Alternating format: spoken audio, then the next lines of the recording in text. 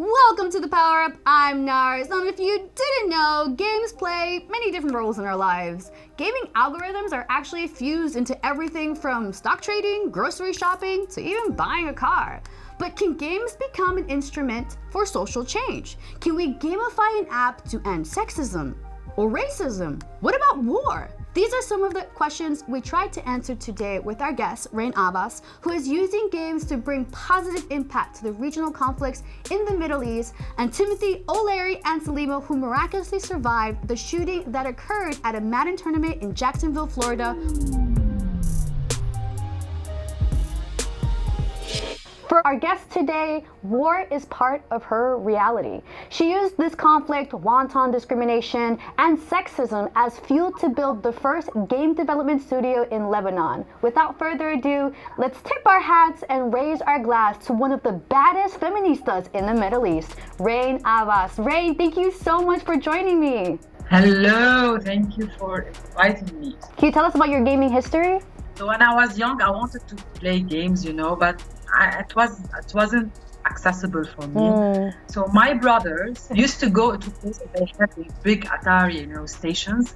So as a girl, I can't go there. So for men, So I remember I cut my hair really short. I went along to the hairdresser, and I dressed as a boy, so I can go with my brothers to this place, so I can play with these machines. So this is how it started to be a gamer, Can only men play games in Lebanon? No, it's changed, not only in Lebanon, in the region. We have really great gamers, female gamers now, because it's online, so it's more accessible for them. So tell us a little bit about being a survivor of 4 wars. When we think about game design, a lot of people don't have that kind of history and experience. Yeah, I used you, if you want, my skills in the game design, game development to change my reality in Lebanon. Before I started my own company, I worked with Digipan, Nintendo for 6 years between Lebanon and US. So I gained all this experience, technically all these skills. I worked on a lot of games. But from one game, I didn't do my game, means puppets. I did this game because I saw our young people, beating each others on the streets because our leaders told them to do that. So I wanted to do a game, maybe I can change my reality through a game. This game shifted young people from the streets to play a street fight game between the politicians. Speak-a-Tech is doing something that is actually really powerful in Lebanon right now. Talk to us about what you're doing with Speak-a-Tech and what you hope to do in the next couple years with it. When I teach teenagers how to produce their own video games, not only you are changing them to producers, you are giving them really powerful mindset. You're giving them like lifetime kits. Yeah. You're giving them know-how to produce their own video games. And not only that, it's like an escape for them. They are creating their own world, I'm changing this. I'm giving them hope through giving them this power to create and to produce their own video games and to publish their games online. So I want to reach all kids and to empower all kids. I love that. Reine Abbas, thank you so much for joining me on The Power Up. You are absolutely going to change the world, and I cannot wait to see it happen. Thank you. Being an OG at Madden and 2K takes extraordinary amount of skills and dedication. Not to mention doing all that after surviving a mass shooting which took the lives of your fellow gamers. Somehow, Timothy Anselimo, otherwise known as oLARRY, found the drive and courage to continue his gaming career and has become a beacon of hope. His triumphant return garnered him the first ever ESPN ESPY Award for Esports Moment of the Year. I'm honored to welcome the one, the only oLARRY to the Power Up. oLARRY, thank you so much for joining. Thanks for having me. What was it about Madden that really got you hooked onto it? Growing up, I was playing football and basketball in high school. So playing like tight end and receiver and stuff in school was like just the love of football kind of translated over to the game. It's the same with basketball. What console got you hooked on Madden and what edition?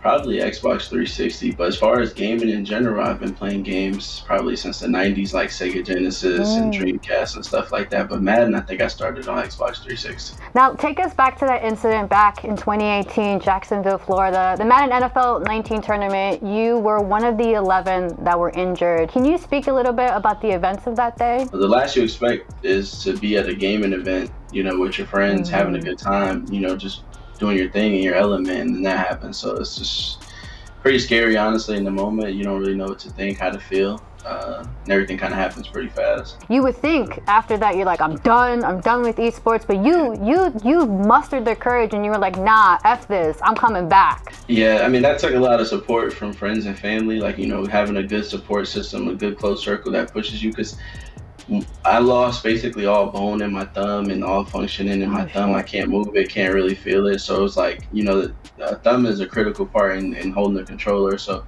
I was like, man, I'm gonna suck now. I can't do this no more. And like, just my family and friends just was like, you could use this and be a victim and you can quit, or it'll make a hell of a story if you figure it out. You know what I mean? So I was like, all right, yeah, you're kind of right. And I just kind of sat there for a couple months with pins and needles and casts all over my hand, just trying to figure out a new way to play. And I think after like 5 or 6 months, I started just playing with my index finger and figuring it out that way. Is there something that we can do to prevent or stop these from ever happening again? I think mental health is definitely a big part of it. And when people feel like they're alone, or their back's against the wall, or they're driven by anger, things like that, those are things that can be prevented if we have enough courage to reach out to someone without feeling embarrassed, without feeling afraid of being laughed at or anything like that. Now we're gonna play this little game. It's called Fact or Fiction.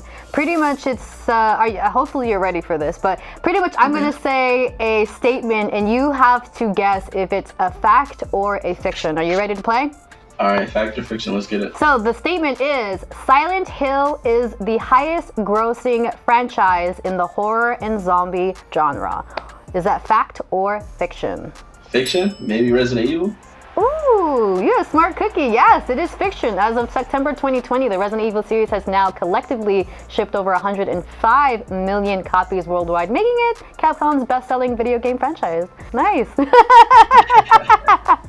Thank you so much, oLARRY, for joining me on The Power. I wish you the best of luck in 2021, and I'm going to see you in the next 2K event. All right, I appreciate it, man. Thanks for having me.